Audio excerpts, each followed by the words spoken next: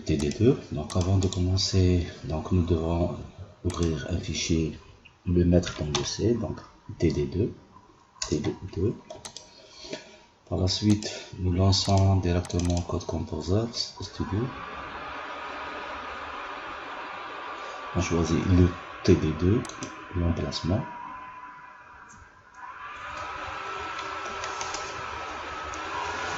En démarrage.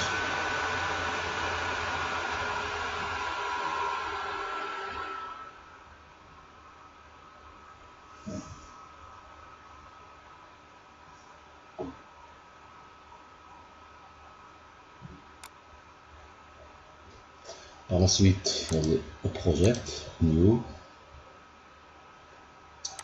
L'appellation, donc là, le nom du projet, on met TD2. La famille, donc nous allons choisir la série civile. La variante, donc ça sera le TMS 320 C67XX. Le kit, donc c'est le DSK6713. Donc la même chose que nous avons fait pour le TD1, sauf que cette fois-ci nous allons choisir le simulateur. Donc là, nous n'allons pas travailler directement avec la carte DSP, mais nous allons utiliser le simulateur qui est Texas Instruments Simulator. Là, dans cette partie-là, donc il faut laisser comme ça. Par la suite, le project template, donc il faut le mettre avec min, C ou directement sans C. Donc pour le moment, il faut le garder comme ça. Finish.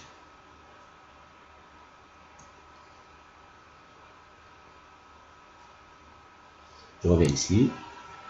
Donc la même chose que nous avons fait pour le TD1, donc c'est les mêmes setup à processeur. Donc là, c'est 1700. Optimization, donc on va mettre 1, mais ça n'a pas beaucoup d'importance. Include option, donc là il faut rajouter les fichiers qu'on a besoin pour la 6713, il faut aller le C, DSK 6713, C6000, BIOS, include, ok.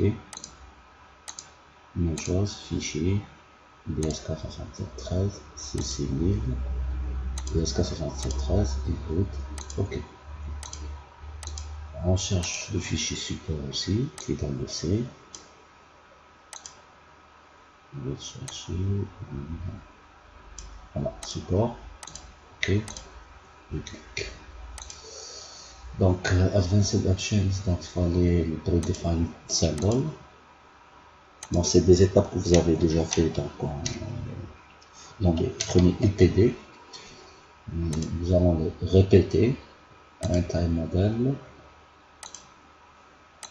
Ça, je vais aller là. Search path, si vous aurez ça, donc il faut l'éliminer, donc le supprimer. Par la suite, file system, nous allons rajouter la librairie. Donc, nous allons encore vers la partie C, BIOS, library, je cherche le CL 6713 lib, ok, même chose, je vais aller vers le C, DSK 6713, c'est lib, DSK 6713, library, je rajoute aussi ce fichier, je reviens toujours vers le C, DICCI, library, CCL, voilà. RTS 6700, voilà. Voilà, je clique OK. Donc là, je reviens ici, j'ouvre le fichier en C, je copie le code,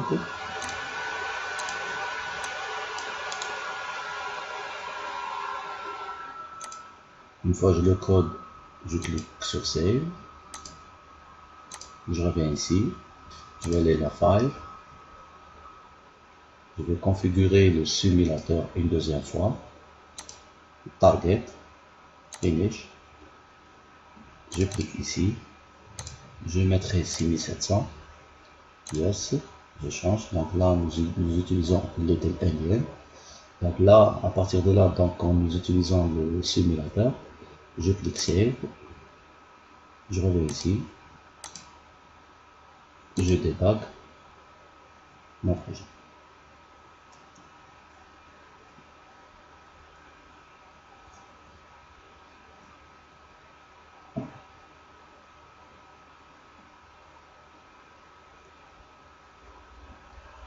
Et voilà. Et j'ai plein de choses là. Donc j'exécute. Je m'arrête. J'ai pris ça. En réalité, ce projet-là, c'est quoi? Donc, c'est le tracé d'un sinusoïdal. Donc, il est similaire un petit peu à égal sinusoïdal de PFT. Voilà. Maintenant, ce qui est intéressant, donc nous allons utiliser un petit peu les outils de code composer. Si vous remarquez ici les registres, nous avons les paires de registres. Les paires de registres, nous savons que le 6713 contient deux parties, la partie A et la partie B. Donc la partie A, nous trouvons 16 registres, la partie B, 16 registres. Mais là, ils sont sous forme de paires. Donc le B0, le A0 avec le A1, le A2 avec A3, et vice versa pour la partie B. J'exécute encore et je clique. Voilà.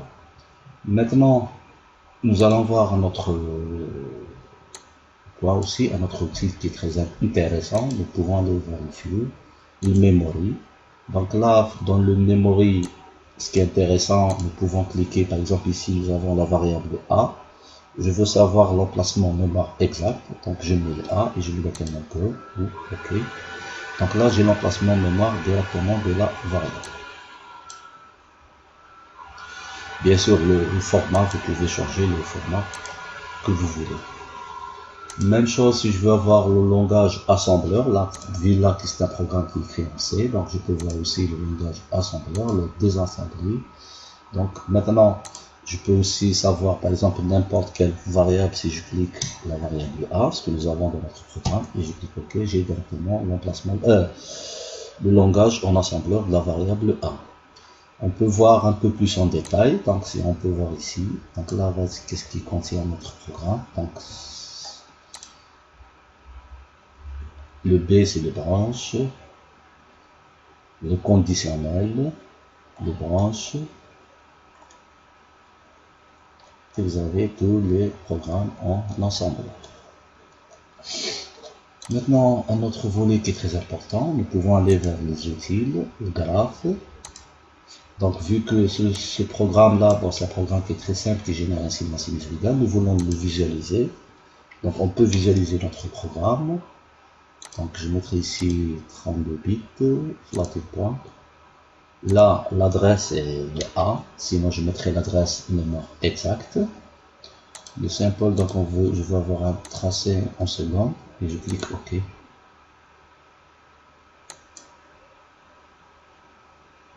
Et j'obtiens mon signal sinusoïdal. Un autre point qui est très intéressant aussi, donc ce signal sinusoïdal, nous pouvons tracer aussi la FFT, signal fréquentiel. Je mettrai l'adresse, donc c'est la variable A, et je clique OK. Donc qu'est-ce que j'obtiens? J'obtiens l'harmonique et tout, donc le fondamental et tous les harmoniques paires et impaires qui sont nuls. C'est tout à fait normal, nous avons un signal parfaitement sinusoïdal. Et lorsque nous avons un signal parfaitement sinusoïdal, c'est automatiquement que nous obtenons un fondamental et tous les autres harmoniques qui sont nuls. Un autre outil qui est important, donc là nous pouvons calculer le temps de fonctionnement pour chaque point de notre programme. Donc je vais aller là, le clock, je mettrai clock et j'obtiens en bas quelque chose en jaune. J'exécute, j'arrête et j'ai un fonctionnement en temps.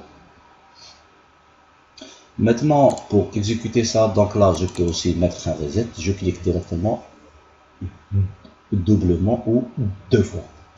Maintenant, ça serait plus intéressant pour savoir l'exécution de mon programme. Ça serait plus intéressant d'utiliser des breakpoints. Par exemple, mettre un breakpoint ici, l'autre breakpoint là, et voir à l'intérieur de l'instruction. Donc, il met combien de programmes, donc il utilise combien d'instructions pour exécuter telle ou telle tâche.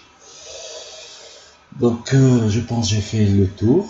Donc, c'est un petit peu ça le TD2. Donc, le TD2 a beaucoup plus comme objectif de vous montrer les fonctionnalités de code composer. Donc, pour que le prochain TD, ça sera plus facile d'exécuter nos programmes. Sur ce, donc, je vous remercie et je vais arrêter cette vidéo.